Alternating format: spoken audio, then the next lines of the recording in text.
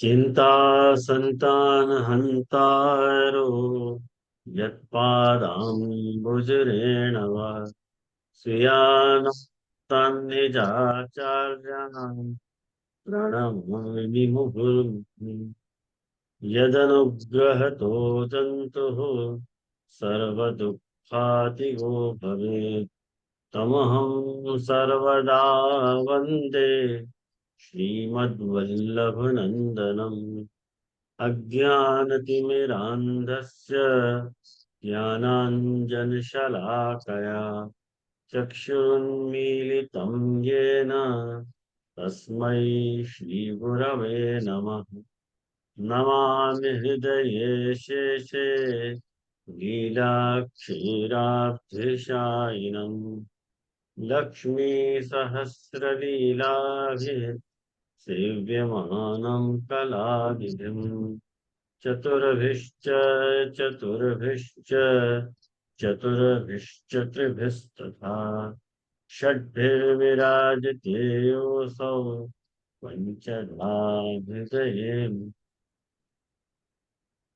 आचार्यवाच प्रणमामि भाष्य निबंध सुबोध निष्ठा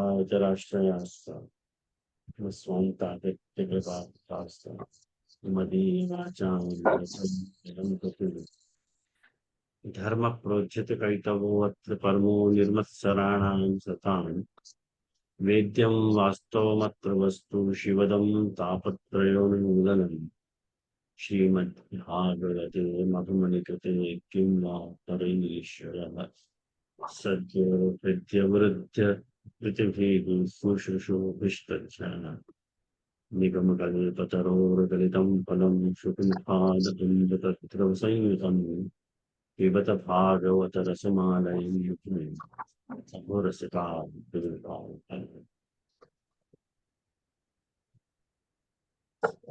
सभी सत्रार्थियों को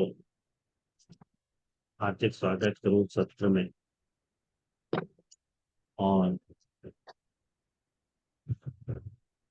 सारे ही सत्रार्थियों को एक बार पुनः कितने अंतराल के बाद अपन फिर आज जुड़ पा रहे हैं। और अपने वीडियो गीत में बहुत अब की बार अंतराल बहुत आए हुए हैं, मैं जानू या बात को। और अंतराल ऐसा आया कि अपन ने गत नवंबर को वीडियो गीत प्रारंभ किया, तो अब 2 महीना बाद 1 साल हो जाएगा, लेकिन अपन अभी 5वें श्लोक पे ही पहुंचे हैं। आप समझ सके अंतराल का क्या स्वरूप है। और खैर अपन को कहीं पहुंचना नहीं है वास्तव में, अपने को हर पंक्तियन को स्वारस्य से समझना है कि श्री गोसाई जी क्या आज्ञा करना चाह रहे हैं। आपको समझ हमेशा क्या चल रहा है ट्री एक्सपोर्टेशन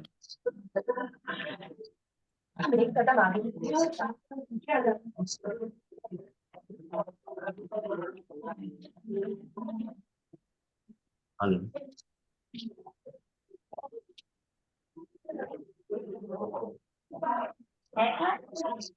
है चालू हो क्या?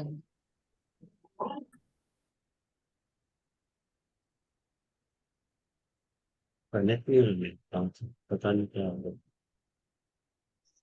कोई बात नहीं। आज क्या है कि आप लोग सब लोग म्यूट कर दो तो अच्छा है, कारण कि वो है नहीं, उमंग आज नहीं आने वाला। तो अपन खैर, और मैंने आपको पिछली जब क्लास पूरी हुई थी तब मैंने आप सबन को एक बात अ, हिदायत के तौर पे कही थी कि आप लोग सब जो है वो पुनरावर्तन कर लीजिए। अब कितने लोगों ने पुनरावर्तन किए है और कितने लोगों ने नहीं किए है। अगर आप लोगों ने पुनरावर्तन किए है वो, तो आज की क्लास आपको कुछ समझ में आएगी, नहीं तो आज की क्लास बम्पर जाने वाली है, इतना मैं कह सकूं आपको। क्योंकि आज को विषय श्री महाप्रभु जी को सुबोधनी जी को अपन आज शायद प्रभु कृपा से अपन 5वां श्लोक पूर्ण कर पाएंगे, ऐसे आसार मुझको नजर तो आ रहे हैं। तो अपन ने पिछली बार अपन ने एक बार दो पंक्ति पहले से अपन प्रारंभ करके शुरू करें अपन। आप देखो, पेज नंबर 270 पे, पेज नंबर 270 पे सुबोधि जी के वचन। सुबोधि जी को नीचे सु ऊपर सु दूसरी पंक्ति, सुबोधि जी की ऊपर सु दूसरी पंक्ति मिली आप लोगों को पंक्ति? धन्यवाद। तो देखो, अतो निरोधो महाफलः, ऐसे श्री महाप्रभु जी आज्ञा करें कि भाई निरोध महाफल है। अतोत्र स्त्रिय प्रकरणांते निरूप्यन्ते, यह लिए स्त्रियन को प्रकरण जो है वो,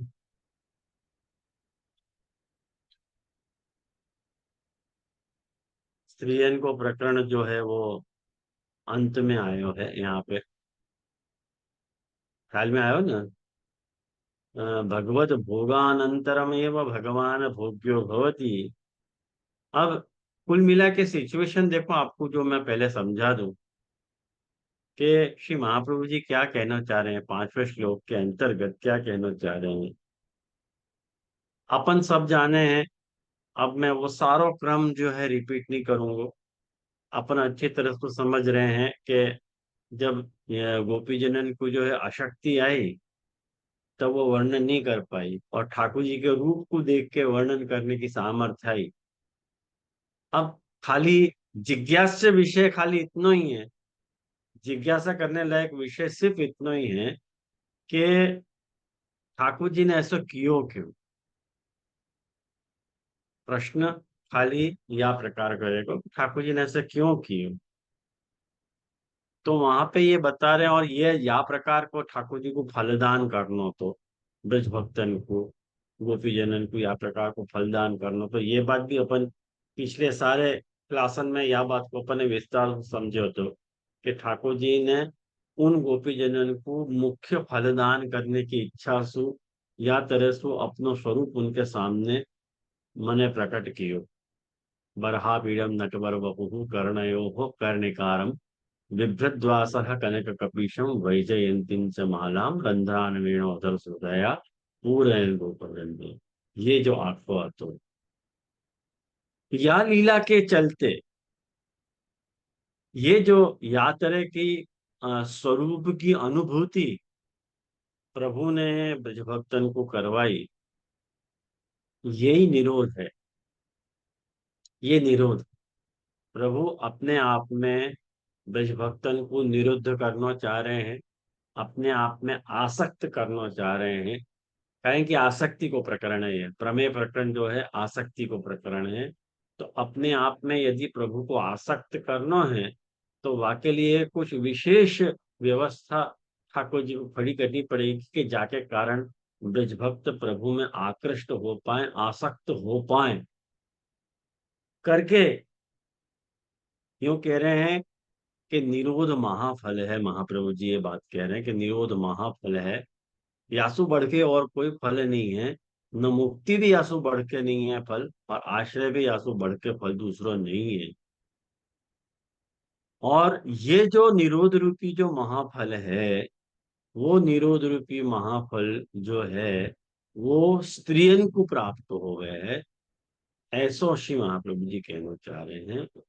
और याके ही लिए स्त्रियन को प्रकरण को अंत में निरूपित किया जा रहा है। ये जो 18वां अध्याय है, ये स्त्री प्रकरण है।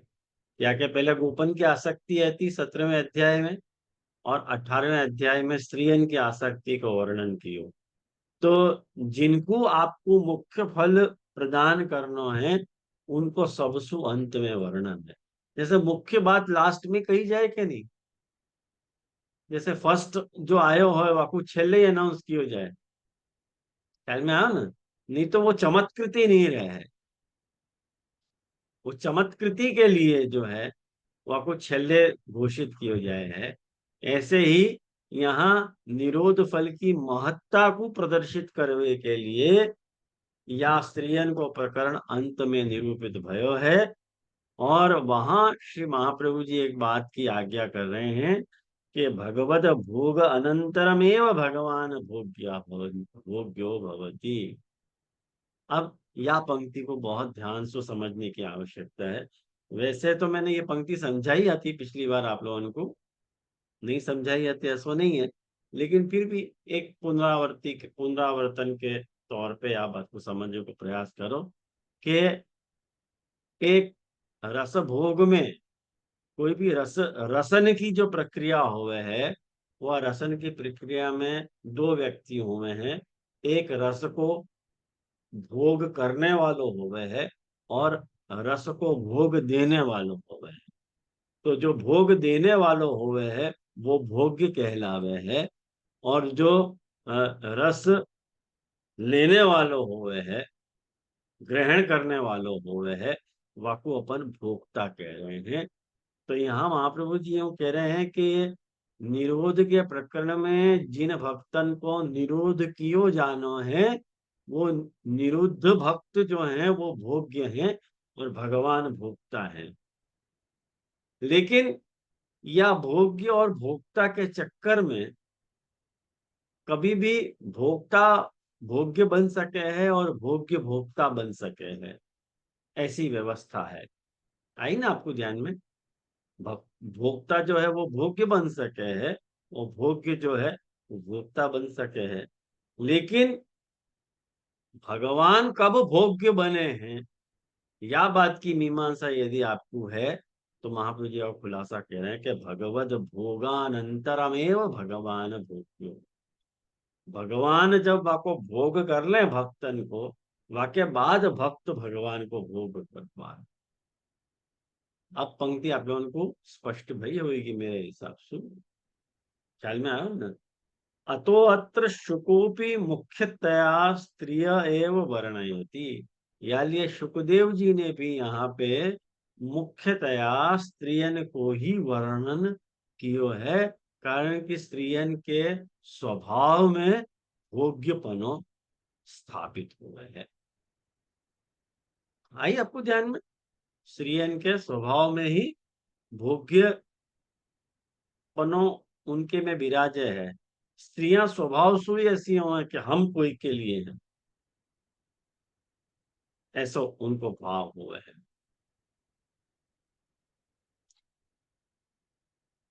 अग्नि कुमाराणाम भी अतएव स्त्रीत्वम।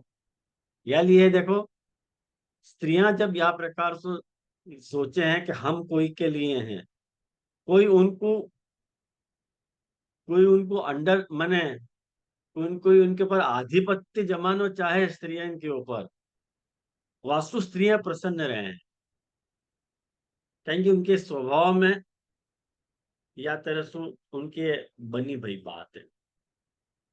तो अपने आप ही भक्तन को जो है भोग्य भाव से प्रारंभ करना चाहिए, अपने में भोग्य भाव होना चाहिए और प्रभु में भोक्तृ भाव स्थापित करना चाहिए। और यालिए सुखदेव जी भी शुरुआत में मुख्यतया जो है स्त्रियन को ही वर्णन कर रहे हैं। और यही लिए सुखदेव जी आगे जाकर के अग्नि कुमारी कान के बारे में कह रहे हैं कि अग्नि कुमारी कान ने भी स्त्रीत्व की ही अपेक्षा करी। जो दंडकारण्य में अग्नि कुमारी का जो ऋषि कुमार हते, उनने भी स्त्रीत्व की अपेक्षा रखी, इच्छा रखी प्रभु सु। क्यों ऐसी अपेक्षा रखी, वाक्य खुलासा में श्री महाप्रभु एक बात कहना चाह रहे हैं कि नहीं पुरुषो अन्योपभोग्यो भवति स्वोपभोग्यो वा। कहेंगे पुरुष पुरुष को भोग नहीं कर पावे है और वह पुरुष अन्य को उपभोग नहीं कर सके हैं, और भगवान भी खुद भोग्य बन नहीं पावे हैं, स्वयं के भोग्य बने नहीं है। और या के बाद देखो महाप्रभु जी कह रहे हैं, ये पूरी व्यवस्था बता के सीधे महाप्रभु जी ने एक छलांग लगाई है कि परम ज्ञात्वा पाने महान रसः। जान करके पान करने में महान रस है। इति भगवतो अग्रे ज्ञानोपदेश निर्बंध। अब अपने को ये बात समझ में नहीं आवे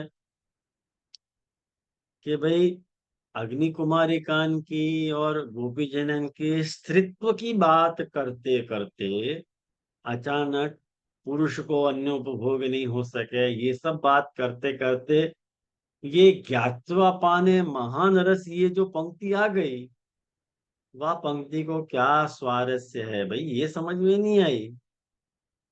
ख्याल में आया ना? तो या पंक्ति को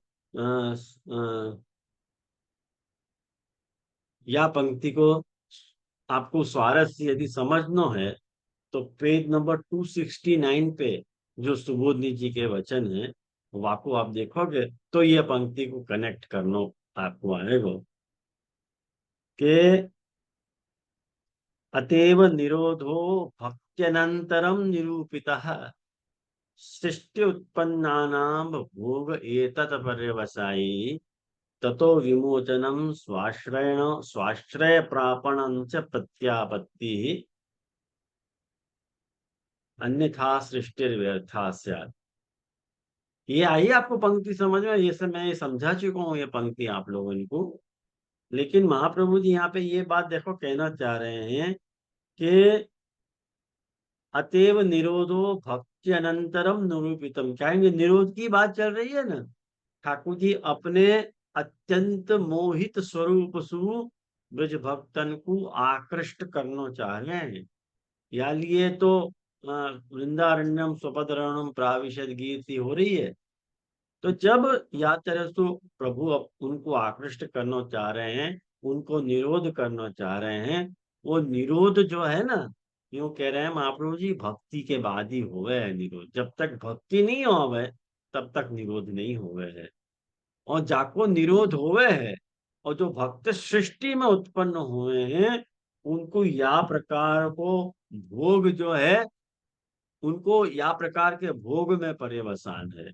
अब या प्रकार के भोग में पर्यवसान है, वाको अर्थ देखो, अपन ने पिछली बार भी अपन ने ये खुलासा गोसाई जी के पंक्ति से कियो तो कि सृष्टि उत्पन्ना नाम इति, वहां पे गोसाई जी आगे कर रहे हैं कि भक्ता नाम इति शेष, कि भाई भक्त जो सृष्टि में उत्पन्न भय हैं, मतलब कौन सी सृष्टि में?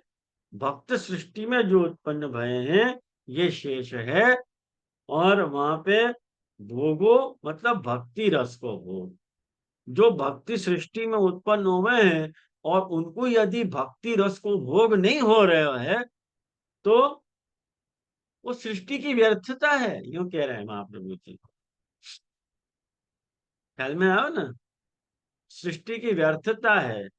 और कैसे भोग हुए हैं सृष्टि को, मैंने भक्तन को कैसे भोग मिले हैं, तो वह को पूरा प्रकार महाप्रभु जी समझा रहे हैं कि ततो विमोचनम स्वाश्रय प्रापणम च प्रत्यापत्ति ही। या को देखो गोसाई जी ने बहुत सुंदर समझाया है ततो विमोचन वाले को भाग को, कि ये जो मुक्त सृष्टि है जिनको ठाकुर जी ने निरोध कर दिया है, उन निरुद्ध भक्तन को जब ठाकुर जी उनको निरोध कर दे हैं तो उनके अपने अंतःकरण में उनको विराजमान करे हैं।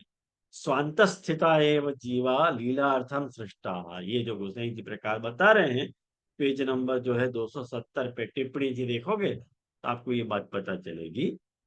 तो उनको जब सृष्टि को भोग उनको जब उनको देना है, प्रदान करना है, तो ठाकुर जी क्या कर रहे हैं कि जो परम अनुग्रह तो नित्य लीला मध्यपाती भक्त ही सह एतद रसानुभव कारयित्वा। तो उनको नित्य लीला मध्यपाती जो भक्त हैं उन भक्तन के साथ ही, जिन भक्तन को निरोध कियो है उन भक्तन को साथ ही इनको रसानुभव करवा दे हैं। और रसानुभव करवावे के साथ साथ उनको फिर पूर्व भाव संपादित करा देने में। पूर्व भाव जो है वाको अपन मुक्ति कह रहे हैं। ये बात आई आप लोगों को समझ में क्यों या को मुक्ति कह रहे हैं? कहेंगे मुक्ति की परिभाषा ये है कि मुक्ति हेतु माने अन्यथा रूप त्यागम, माने अन्यथा रूपम हित्वा अन्यथा रूपम स्वरूपेण व्यवस्थिति। अपने अन्यथा रूप को त्याग करके स्वरूप सुव्यवस्थित हो जानो, यही मुक्ति है। तो जैसे पहले अंतःकरण में स्थित थे, जैसे अपने पूर्व रूप में आ जा रहे हैं, तो ये जो है माने मुक्ति क्या है कि अंतःकरण में सो ठाकुर जी को उनको प्लेसमेंट कहाँ है, तो निरुद्ध भक्तन को अंतःकरण में, उनकी मुक्ति मतलब उनको बाहर प्रकट करे, ये उनकी मुक्ति भाई। और जब उनको रसानुभव वगैरह करवा दियो, रसानुभव करवाने के बाद पुनः उनको अंतःकरण में स्थापित कर लियो, तो ये आश्रय हो गए। आश्रय का अर्थ हो गए प्रत्यापत्ति, मतलब जहां से चले थे वापस वहीं आ जाना, तो वापस उनको प्रत्यापत्ति आ रही है। तो ये जो मुक्ति और आश्रय की अग्रिम जो स्कंद हैं, वाको वो व्यर्थ नहीं है, वो भी, उनको भी बहुत बड़ा रोल है, ऐसा महाप्रभु जी कहना चाह रहे हैं। ख्याल में आया ना आपको? तो उनको जब सारो, एक बात समझो, उनको सारो फलानुभव वगैरह करवा दियो, फल प्रकरण हो गयो। खबर है आप लोगों को, फल प्रकरण हो गयो, अब याके बाद तो फल प्रकरण आएगा ना, साधन प्रकरण और फल प्रकरण आएगा। तो जब फल प्रकरण में उनको महाफल सिद्ध हो गयो, रासस्थ भाव की प्राप्ति करवा दी, और वाके बाद फिर जो है उनको भ्रमर गीत में वापस ज्ञानोपदेश की लीला करवा रहे हैं। अरे ये सब क्या चक्कर है? वाह बात को महाप्रभु जी मन में रख के कह रहे हैं कि परम ज्ञातवा पाने महाराज, इतनी बात समझोगे तब ये आगे की पंक्ति आपको स्फुट होगी। कितने इनको ये पंक्ति समझ में आई, जरा हमको खुलासा करेगा कोई? कौन को समझ में आई और कौन को नहीं आई? गुगुन बोलेगी। हाँ जी जी, दंडवत प्रणाम। हाँ जरा जोर से बोल गुगुन। हाँ जी जी, यहाँ तक तो समझ में आया, जो ये आश्रय और मुक्ति गुसाई जी एक्सप्लेन कर रहे हैं अपने मार्ग के हिसाब से। लेकिन जो अभी आप ये कह रहे हैं ना कि परम ज्ञातवा को ये जो ले रहे हैं भ्रमर गीत से अटैच कर रहे हैं, वो बात क्लियर नहीं हो पाई मुझे। नहीं हो पाई ना, बताऊं मैं। हाँ देख, एक बात ध्यान से समझ के जा बखत, अभी तो आसक्ति को वर्णन चल रहा है। आसक्ति के बाद उनको मतलब साधन निरोध करेंगे ठाकुर जी, कहेंगे साधन जी प्रकरण आने वाले आ गए। जी। माने कोई भी साधन भगवत प्राप्ति के लिए यदि वो करना चाह रहे हैं ब्रज भक्त, वो कैंसिल कर रहे हैं ठाकुर जी। निष्फल कर दे। नथिंग डूइंग, साधन को निरोध कर दे रहे हैं। तुमको मेरे में अनन्य आश्रय रखो, ये साधन को निरोध है। प्रमेय सु कर रहे हैं जैसे, है ना। हाँ, वाके बाद उनके साधन को निरोध कर देने के बाद, अपने आप में उनको निरुद्ध कर लेने के बाद, तामस फल प्रकरण में उनको महाफल की प्राप्ति करवा रहे हैं। जी जी। ख्याल में आयो? इतना बात आई आयु समझ? आयु जी जी। तामस फल प्रकरण मतलब जो रास पंचाध्यायी है वो, वहां पे उनको महाफल की प्राप्ति हो जा रही है। तो महाफल मिल गया, दी एंड। लेकिन वाक्य बाद जो जो राजस प्रकरण आ रहे हैं, राजस प्रमेय प्रकरण, राजस प्रमाण भी नहीं, राजस प्रमेय प्रकरण में फिर ठाकुर जी उद्धव जी के द्वारा ब्रजभक्तन को संदेश भिजवा रहे हैं। अरे जब निरोध हो गयो, महाफल सिद्ध हो गयो, सब कुछ हो गयो, अब उपदेश की जरूरत क्या है? हाँ जी। आया समझ में? अब तो कोई जरूरत रहनी नहीं चाहिए। वाकु महाप्रभु जी एक्सप्लेन कर रहे हैं कि अरे भाई, ज्ञात्वा पाने महान रस। ज्ञात्वा पाने महान रस मतलब जब तक स्वरूप ज्ञान नहीं होवे ना, अपने को चीज मिल जाए, लेकिन वह चीज के स्वरूप को ज्ञान अपने को जब तक नहीं होवे ना, तब तक वो पान जो है वो फलदायी नहीं है। जैसे बंदर के हाथ बटेर लग जाए, मैं यह एग्जाम्पल को उन पे नहीं घटा रहे हूँ, मेरे मेरे मन को भाव समझियो। मैं गोपीजनन को या तरह से कहना नहीं चाह रहा हूँ, लेकिन आपको एक बात समझाने के लिए कि अपन को कोई भी चीज की प्राप्ति हो जाए, लेकिन क्या अपने को प्राप्त भयो है, वह को स्वरूप ज्ञान नहीं होवे, तब तक वो महान रस नहीं है। हाँ ठीक है, हमको कुछ मिलो सही, जैसे अपन को बहुत सहज में आचार्य को संबंध प्राप्त भयो है ब्रह्म संबंध दीक्षा के द्वारा, लेकिन अपने को वह की कीमत नहीं लग रही है, कहीं कि अज्ञातवा, अपन ने जाना ही नहीं है महाप्रभु जी को, और अपने को पान मिल गया हो, तो अपने को कोई चमत्कृति नहीं आ रही है वहां। लेकिन जब चमत्कृति कब आवे, कि जब अपन जान के वह को भोग करें। आई समझ में? या के लिए महाप्रभु जी ये बात कह रहे हैं कि ज्ञातवा पान है महान रस। हाँ जी।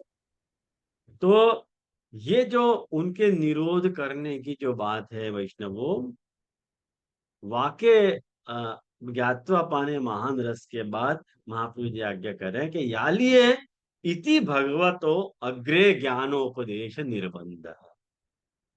पेज नंबर 272 पे आप देखो, पंक्ति मिल रही है महाप्रभु जी की। इति या कारण सु भगवान ने आगे जाकर के ज्ञानोपदेश को निर्बंध कियो, अथवा तो मुख्य प्रापणार्थम वा, मुख्य की प्राप्ति के लिए। अब पिछली बार अपनी पंक्ति यहां अटकी थी, मुख्य प्रापणार्थम वा पे, तो यहाँ मुख्य को अर्थ रखनो, गुसाई जी कर रहे हैं, मुख्य मतलब पुरुषोत्तम, मुख्य पुरुषोत्तम। देखो गुसाई जी पेज नंबर 270 पे आप टिप्पणी जी देखो, आपको मिली होगी टिप्पणी जी। मुख्य पुरुषोत्तम एतासांच स एव अपेक्षितः। एतासां मतलब उन ब्रज भक्तन को, निरुद्ध ब्रज भक्तन को, ब्रज गोपिकान को सएव अपेक्षिता, सएव मतलब पुरुषोत्तम एव अपेक्षिता, पुरुषोत्तम ही की ही अपेक्षा है। इति तस्य आत्मा तस्यात्मत्वेन कथने सएव प्रापितो भवति, या लिए वही उनको प्राप्त हो गए है, ये भाव है यहाँ पे महाप्रभु जी ये कहना चाह रहे हैं। और यहाँ जाकर के गुसाई जी ने या के आगे अपनी टीका नहीं लिखी है, यहाँ दी एंड कर दी गुसाई जी ने, लेकिन महाप्रभु जी ने तो या के आगे भी व्याख्यान किए है, आयो ना। तो आगे महाप्रभु जी क्या कह रहे हैं कि ज्ञानोपदेश निर्बंध मुख्य प्रापणार्थम व दुख दूरीकरणार्थम च। कौन से दुख को दूरी करने के लिए ज्ञानोपदेश को निर्बंध कियो महाराज? कौन से दुख को दूर करने के लिए?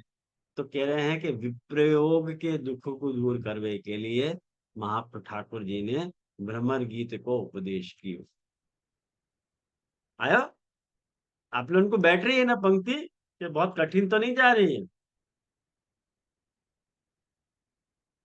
अगर कठिन जा रही है ना, तो पिछली बार को आप लोग को लेक्चर सुनना पड़ेगा। अब मेरे में अभी इतनी ताकत नहीं है कि पूरा मैं आप लोगों को रिमाइंड कर रहा हूँ, पहले खाली दिशा निर्देश कर रहा हूँ, पहले शॉर्ट में आप लोगों को वो कनेक्ट किया मैंने। वाक्य बाद अतएव अग्र आधिदेविकीं स्त्रियं प्रार्थयिष्यन्ति, यानी आगे मतलब जो साधन प्रकरण आने वालों है, अग्रे मतलब साधन प्रकरण में जो कुमारिकाएं हैं वो आधिदैविक स्त्रीत्व की प्रार्थना कर रही हैं, ठाकुर जी से करेंगी। क्यों आधिदैविक स्त्रियन की प्रार्थना करेंगी? कारण कि जब तक कि अपने को वो लक्ष्म्यांश प्राप्त नहीं हो गए, लक्ष्म्यांश को, लक्ष्मी के अंश की प्राप्ति नहीं है, तब तक वो मुख्य रस को अधिकार प्राप्त नहीं हुए, अधिकारिता प्राप्त नहीं हुए।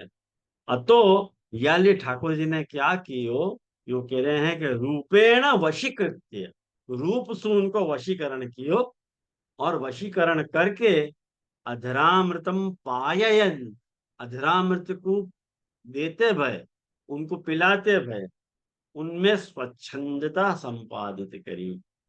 स्वच्छंदता संपादित करी मतलब वाको अर्थ क्या है कि उनमें वह तरह को पुरुषार्थ, गान को पुरुषार्थ, वर्णन को पुरुषार्थ उनको प्रदान कियो। और स्वच्छंदता आह, वह स्वच्छंदता को कह रहे हैं गोप वृंद ही। माने ठाकुर जी ने वृंदाया स्त्रिया अरण्यम प्राविशत। अब देखो एक बात समझो कि अब अपन वेणु गीत के 5वें श्लोक के अंतिम चरण में हैं। तो वृंदारण्यम स्वपद रमणम प्राविशद गीत कीर्ति, आज अपन या पंक्ति को स्वारस्य समझेंगे कि वृंदा के अरण्य में जब ठाकुर जी ने प्रवेश कियो, अपने स्वपद सु रमण कियो और गीत कीर्ति भई।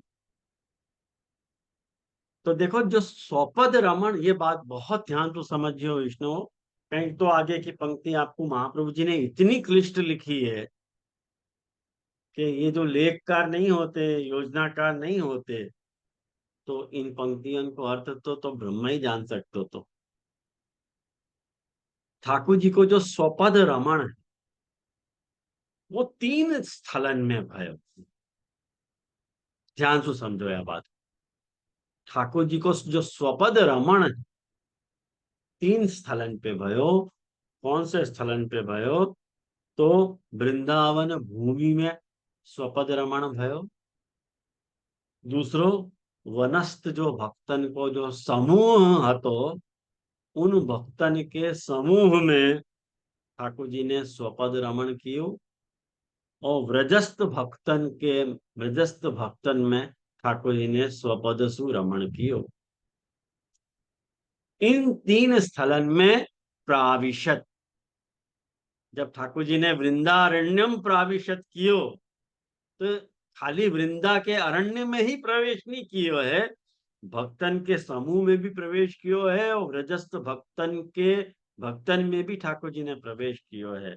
लेकिन इन तीनों जगह जो ठाकुर जी ने अपनो प्रवेश कियो है वो कौन से प्रकार से कियो है, वह बात को समझो कि जब वृंदावन भूमि में प्रवेश कियो, समझे, जब वृंदावन भूमि में प्रवेश कियो तो भूमि कैसी है वृंदावन की?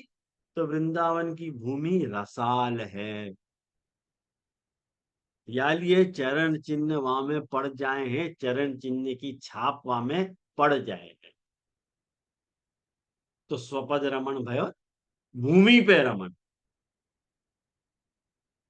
जो दूसरो ठाकुर जी को रमण है वो भक्त समूह, वनस्थ जो भक्तन को जो समूह तो उनके भक्तन के समूह के, मतलब उन भक्त समूहन के हृदय में ठाकुर जी के चरण की स्थिति है स्वपद रमणम। तीसरो, माने जा बखत ठाकुर जी ने वनस्थ भक्तन के समूह के साथ रमण कियो है, वह बखत उनके हृदय में अपने चरण की स्थिति करी है। और तीसरो, ब्रज में रहे भय भक्तन के मन में भगवद आविर्भाव के साथ चरण को भी आविर्भाव भयो उनके मन में हो। कारण कि वो प्रेजेंट नहीं है, व्रजस्थ कहाँ है? वृंदावन में नहीं है, वो व्रजस्थ है और दूर सुई गुणगान कर रही हैं। तब उनके मन में जब बरापीडम नटवर वपुहु कर्णयो हो कलिकारम या भगवत स्वरूप को जब आविर्भाव भयो, साथ ही साथ उनके हृदय में भगवत चरण को भी आविर्भाव भयो। ये महाप्रभु जी कह रहे हैं। एक तो वृंदारण्यम स्वपद रमणम प्राविशत, ये जो सुखदेव जी कह रहे हैं, वाको महाप्रभु जी ने 3 अर्थ प्रकट किया है कि कहाँ कहाँ ठाकुर जी ने प्रवेश किया है। एक तो वृंदावन में प्रवेश किया है, एक वनस्थ भक्तन के समूह के हृदयन में प्रवेश किया है और व्रजस्थ भक्तन के मन में प्रवेश किया है। इतनी बात क्लियर है? हाँ जी अजय। धन्यवाद। જે બહુ સરસ છે બહુ સરસ છે। हाँ, बहुत अच्छे से समझ गए। हाँ जे जो जो ब्रजस्थ में है वो तो गोपी लोग है, और जो समूह में है वो गोप लोग है ना, ठाकुर जी के साथ में। हाँ, गोप जने हैं और दूसरे भी हैं, गाय अच्छा। वगैरह सब हैं। हाँ अच्छा। हाँ हाँ। तो अब देखो, यही स्वच्छंदता है, माने माने लीला करवे की स्वच्छंदता ठाकुर जी ने प्रकट करी है। और वृंदाया स्त्रिया अरण्यम, माने स्त्रियन के वन में ठाकुर जी ने प्रवेश कियो।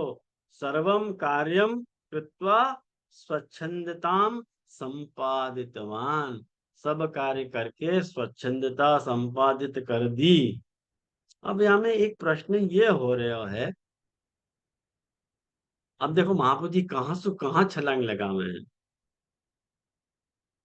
अब महाप्रभु जी ये बात कह रहे हैं कि गीता को एक वचन है कि यदा यदा ही धर्मस्य ग्लानिर्भवति भारत अभ्युत्थानम अधर्मस्य तदात्मानं सृजाम्यहम्।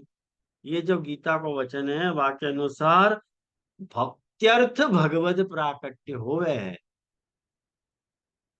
भक्ति के लिए भगवान को प्राकट्य हो। यदा यदा ही धर्मस्य ग्लानि, जब तक धर्म की ग्लानि हुए है तब तक ठाकुर जी को प्राकट्य हुए है। तो भक्ति स्थापन तो भयो ही नहीं।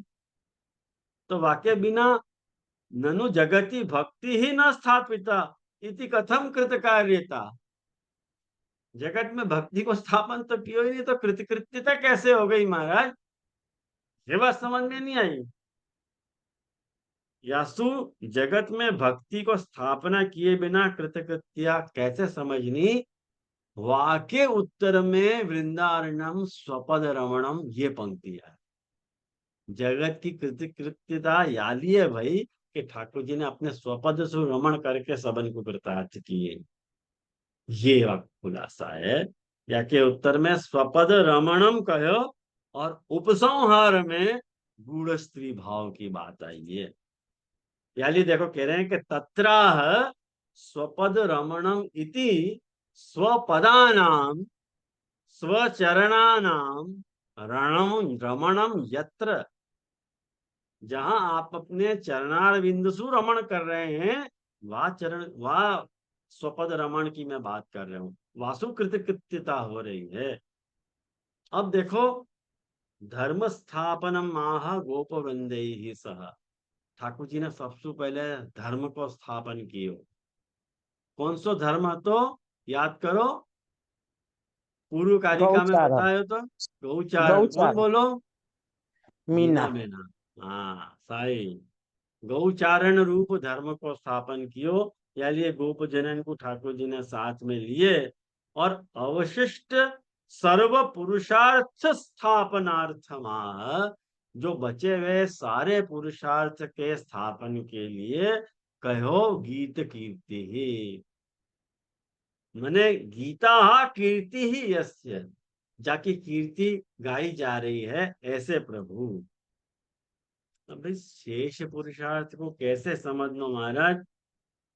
ये बात समझ में नहीं आई। तो देखो, अगर आप लोग नोट कर रहे हो तो नोट लिखो अपने को लेकर। और योजनाकार ने अपने को यह विषय में बड़े उपकार किए है कि जब ठाकुर जी ने धर्म स्थापन कहाँ कियो, जब आपने गोप समूह को साथ में लेकर के गोचारण रूप धर्म को स्थापन कियो, ये तो बात कह दी। और वाक्य बाद गोप, कारण की गोप तो देव है ना, और बाकी के जितने भी हैं पशु पक्षी ये सब जो भी हैं, उनके हृदय में भी ठाकुर जी ने कौन सो धर्म स्थापन कियो कि उन सबन सो ठाकुर जी ने छुपा लिए।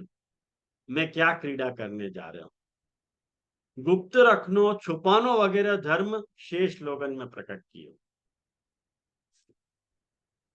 वाक्य बाद वेणुनाद के द्वारा जो व्रजस्थ भक्त हते उनमें सर्वभोग्य सुधा को अनुभव रूप मोक्ष को स्थापन कियो। ये देखो मोक्ष आयो, आयो। अब आ रहा है दास्य। गोपन में उनको साथ रख करके गोप जनन को उनमें दास्य रूप धर्म को स्थापन कियो। ये दास्य धर्म आयो।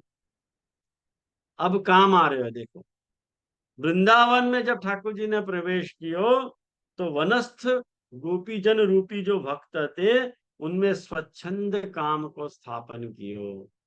ये काम को स्थापन कियो।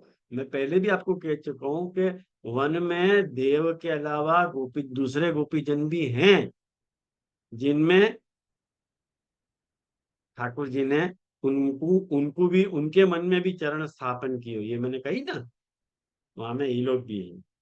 और अब अर्थ रूप क्या पुरुषार्थ को स्थापन कियो? બંને લેવા પડશે ને ગોપીજન, વનસ્થ ગોપીજન અને વ્રજસ્થ બંને લેવા પડશે। ब्रजस्थ, हाँ बनने बनने। स्वपद रमणम करके उद्बुद्ध भाव रूप भक्ति को जो स्थापन कियो वो अर्थ रूप पुरुषार्थ भयो। या तेरसु अर्थ धर्म काम मोक्ष भक्ति दास्य इन सारे पुरुषार्थन को स्थापन प्रभु ने किया। जे आप ये कहाँ से आप ले रहे हो जे अभी ये सब है ना, मैं लेख और योजना में से दे रहा हूँ। अब उन सबको मैंने आपको पिछली बार ही वार्न किया तो हाँ, लेकिन उनको लेखकार और योजनाकार की पंक्तियां मैं नहीं लूंगा, क्योंकि वो अपार चलते चलो जाएगा, नहीं पंचम श्लोक पूरा ही नहीं हो पा रहा है। लेकिन पहले अभी मैंने कही थी, उनके भाव आपको जरूर बताऊंगा। अभी ये कौन से पेज सुनी आपने जे 272 के 273 सु? या में आप देखो, मैं देखूं एक मिनट। ये योजनाकार में से लियो मैंने, आप देखो आपको पता चल जाएगी। कहाँ गया यार मेरा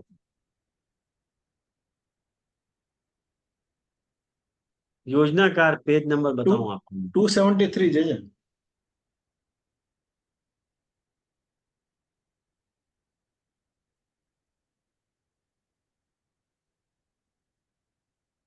273 है। हाँ जे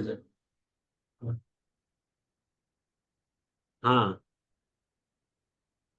273 है। देखो योजना में ये सारी बात बताइए, वहां से मैंने सारी बात अपन को समझाई। ये जो महाप्रभु जी ऊपर कह रहे हैं ना, अवशिष्ट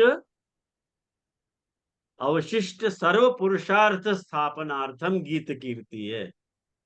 अवशिष्ट बचे हुए जितने भी पुरुषार्थ हैं उनके स्थापना के लिए गीत कीर्ति भाई। क्यों आपकी गीत की कीर्ति हो रही है, आपकी कीर्ति को गान क्यों हो रहे है, वो आपको कारण बता रहे हैं कि आपने अवशिष्ट सारे पुरुषार्थ स्थापन किए हैं। वृंदारण्यम स्वपद रमणेन, आपके स्वपद के रमण सु आपके चरण को आविर्भाव करवा करके जितने भी पुरुषार्थ हैं उन सारे पुरुषार्थन को स्थापन कियो।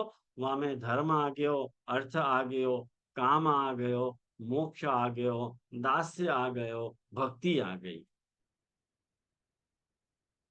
आई समझ में? जे दंडवत प्रणाम। जे भक्ति नहीं समझ में आई, बाकी ये धर्म अर्थ काम मोक्ष और दास्य भी समझ में आयो, दास्य रूप, लेकिन भक्ति को जरा समझ में नहीं आयो। जे प्लीज। देखो एक बात समझो, जब ठाकुर जी ने स्वपद रमण कियो ना, तब भक्ति को उद्बुद्ध कियो के नहीं? धन्यवाद। वो अर्थ रूप पुरुषार्थ। दंडवत प्रणाम जे छे। धन्यवाद। या लिए एक बात समझो ध्यान सु के वनस्थ भक्तन में ठाकुर जी ने अर्थ काम और गान रूप दास्य रूप पुरुषार्थ स्थापित कियो। व्रजस्थ भक्तन में मोक्ष पुरुषार्थ स्थापन कियो और गोपन में ठाकुर जी ने दास्य रूप पुरुषार्थ स्थापित कियो। 3 + 1 + 1 5 हो गयो। पंचविध पुरुषार्थ को स्थापन कियो। ऐसे 5 पुरुषार्थ जानने में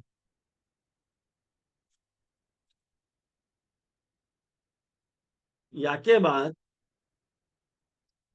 स्त्री भावो गूढ़ पुष्टि मार्गे तत्वम इति क्वचित पदार्थः विव्रतः। स्त्री भावो गूढ़,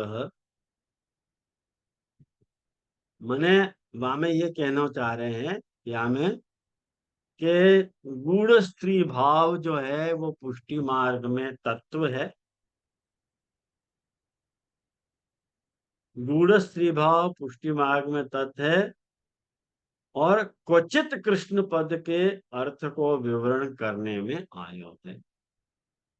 ये बात, इतनी बात महाप्रभु जी ने कही है। यह बात को स्वारस्य जो है हरिराय जी ने अपने स्वतंत्र लेख में भी किया है। योजनाकार, लेखकार और प्रकाशकार तीनों ही महानुभाव या पंक्ति को अर्थ अपने को समझाना चाह रहे हैं कि ठाकुर जी, मैंने आपको या लिए ये बात सबसे पहले समझाई, सबसे पहले भोग्य और भोक्ता की बात जो आप लोगों को समझाई वो या के लिए ही समझाई कि ये गूढ़ स्त्री भाव जो है, कौन सा गूढ़ स्त्री भाव है कि जैसे अपन भोग्य हैं, ठाकुर जी अपने भोक्ता हैं। लेकिन मान लो जा बखत ठाकुर जी में भोग्य भाव स्थापित हो रहे है तो वो गूढ़ स्त्री भाव है। जैसे प्रकट अपने में भोग्य भाव है और प्रकट ठाकुर जी में भोक्तृ भाव है, लेकिन रसदान के बाद, निरोध के बाद, सर्व पुरुषार्थन की सिद्धि के बाद अपने में गूढ़पुम भाव है और ठाकुर जी में गूढ़ स्त्री भाव है। लेकिन वो गूढ़ स्त्री भाव रूपी जो कृष्ण है वो क्वचित ओपन अपने आप को करे है। ये बात महाप्रभु जी कहना चाह रहे हैं कि वो हमेशा ओपन नहीं हुए है, वो ओपन करवाना पड़ेगा।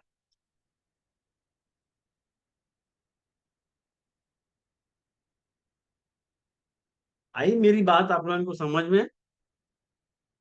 तो या हिसाब से अपन सोच रहे हैं कि ये 5वां श्लोक पूर्ण भयो वेणु गीत को, और महाप्रभु जी के कृपा से पूर्ण भयो है। वहां में या जीव की कोई सामर्थ्य नहीं है, महाप्रभु जी ने करवाया है। बाकी तो इतना कठिन है, ये इतना कठिन है कि नानी याद आ जाए ऐसा कठिन है। ख्याल में आयो ना? नानी याद आ जाए इतना कठिन है। यार ये आप समझ लो कि बहुत महाप्रभु जी कृपा से ही मैं कर पाया हूँ, और वहां में भी आप लोगों को कितना समझ में आयो है ये तो मुझको नहीं पता है, आप लोगों को कितना समझ में आयो।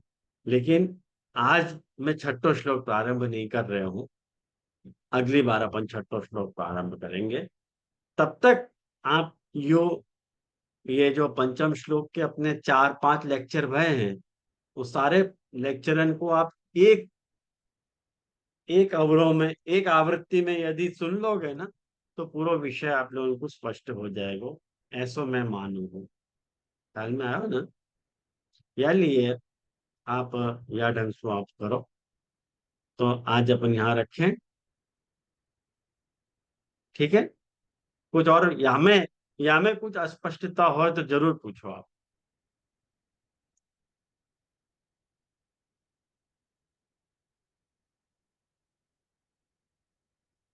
हाँ बोलो काशी जी।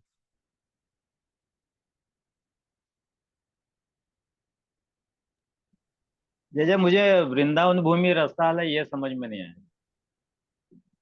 वृंदावन भूमि में पहला जो पहली लीला जो ठाकुर जी ने की वृंदावन में, वृंदा भूमि रसाल है, वो समझ में नहीं आया जी। रसाल है मतलब भाव सु अभिभूत है वो। भूमि अच्छा बहुत नरम है, ठाकुर जी के चरणारविंद को छाप ले अपने आप में, ठाकुर जी की छाप चरण में पड़ जाए है। अच्छा अच्छा। अपन चरणारविंद की छाप को ढूंढते ढूंढते जा सके, यानी इतना कोमल है इससे। इतनी कोमल है। जैसे कोई दलदल वाली जगह होए तो हाँ वहां में हाँ अपन पैर रखे तो कैसे पैर स्पष्ट दिख जाए अपन को। हाँ हाँ। ऐसी वृंदावन भूमि है, अच्छा रसाल एकदम। अच्छा अच्छा। वहाँ रसाल प्रभु यानी के कोमल। चरणारविंद को धारण कर लेके, हाँ धारण करो महाराज मेरे ऊपर। हाँ ये आया। हाँ जी, जैसे दंडवत दंडवत प्रणाम। जैसे दंडवत प्रणाम। हाँ वो बोलो निशा। हाँ, 2 क्वेश्चन। वो वृंदावन की भूमि वो आर्द्र हो गई ऐसे हम समझ सकते हैं, हाँ आर्द्र। आर्द्रता है वहाँ। दूसरा क्वेश्चन, वो पूर्वापत्ति वो शब्द था ना, क्या? पूर्वापत्ति उसका आश्रय मीनिंग होता है। अच्छा, प्रत्यापत्ति। हाँ, प्रत्यापत्ति। प्रत्यापत्ति उसका आश्रय मीनिंग होता है।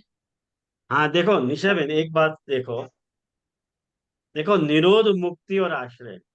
हाँ जब अपन निरोध को आप अधूरे दिख रहे हो, पूरे नहीं दिख रहे हो। अब देख रहे हैं। हाँ अब दिख रहे हो, हाँ तो फिर बात करने की मजा आवे ना अपने को। हाँ देखो जब निरोध महाफल अपन कह दे रहे हैं कि हाँ। निरोध महाफल है, तो निरोध महाफल है के बाद मुक्ति और आश्रय क्यों वर्णन कर रहे हो भाई? हम्म, निरोध महाफल कह दिए तो एंड करो। दोष खंड व्यर्थ है, बेकार बढ़ाया तुमने दोष खंड। कोई ने ऐसी आपत्ति करी, महाप्रभु जी कह रहे हैं अरे बात को समझने का प्रयास करो, वो मुक्ति और आश्रय क्या है ये समझे कि नहीं तुम? कि नहीं समझे? देखो मैं समझाऊं, प्रभु जी कह रहे हैं कि निरोध का अर्थ है कि जैसे लक्ष्म्यांश लक्ष्म्यांश भूत जो जीव हैं उनको जा प्रकार के सौभाग्य की प्राप्ति हुए है, होने। ऐसे सौभाग्य की प्राप्ति जीव को हो जाना, वो निरोध है। मतलब ठाकुर जी अपने अंतःकरण में उनको स्थापित करते हैं, ये उनको निरोध है। लेकिन जब ठाकुर जी को, उनको स्थान क्या है? हृदय।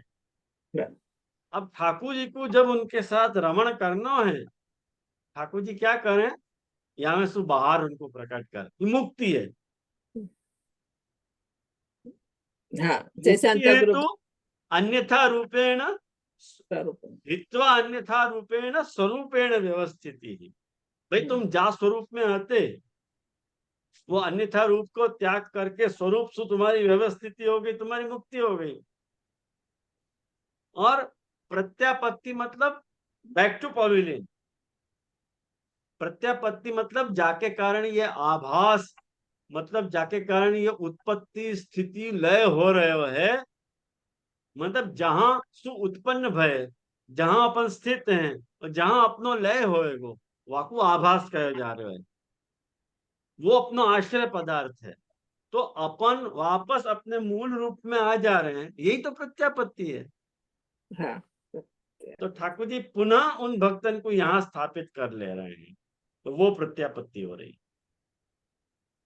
समझ में। गुसाई जी ने समझा ये बात? हाँ, और तीसरा में अभी जो भक्ति का बताया स्वपदा रमणम वो करके, हाँ।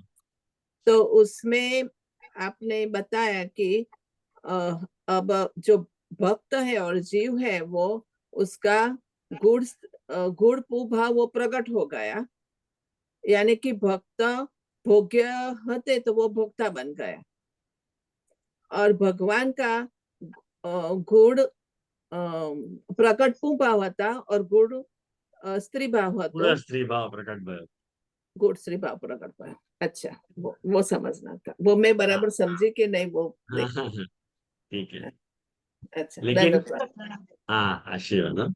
लेकिन मेरे को बहुत प्रसन्नता है कि आप लोग यात्रा के प्रश्न पूछ रहे हो, और पुनः एक बार आवर्तन करो, मैं फिर से आपको कहूंगा यह बात को, फिर ये अच्छी तरह से ये हृदय सुस्थिर होएगा। मैंने यह बात की जिज्ञासा आपको होनी चाहिए कि मुझको ये विषय अच्छी तरह से सुनना है। जब तक जिज्ञासा नहीं होगी ना, जिज्ञासा के बिना तो काम ही नहीं चलेगा। जिज्ञासा तो चाहिए ही चाहिए, जब तक जिज्ञासा नहीं है तब तक कुछ भी नहीं है। जे भूख न हो तो भोजन कहाँ सो मिले, या सो ऐसी बात है। आप दंडवत प्रणाम जे। हाँ मैं आप लोगों में जिज्ञासा को पैदा करना चाहता, क्योंकि मेरे में जिज्ञासा भरी पई है। जिज्ञासा तो मेरे अंदर ही रह रहा है। तो वो जब तक अपने को नहीं होएगी तब तक तो कुछ काम होएगा ही नहीं। तो मैं सोचूं अपन आज यहाँ रखें और आश्रय का पद करके आज का विषय यहाँ पूरा करें। गोपाल ही को कियो सब, गोपाल ही को हो, जो जाने पुरुषार्थ अपनो, अतिशय झूठो सोए कियो, गोपाल ही को हो। दुख शुभ दुख सुख लाभ अलाभ सहज गति, याही न मरिये रो, जो कछु लेख लिखो नंद नंदन, मेट सके नहीं कोय कियो सब, गोपाल ही को हो।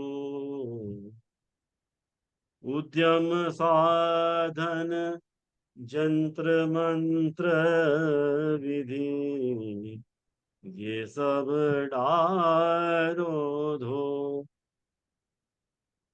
परमानंद दास को ठाकुर, चरण कमल चित पोय कियो, गोपाल ही को हो।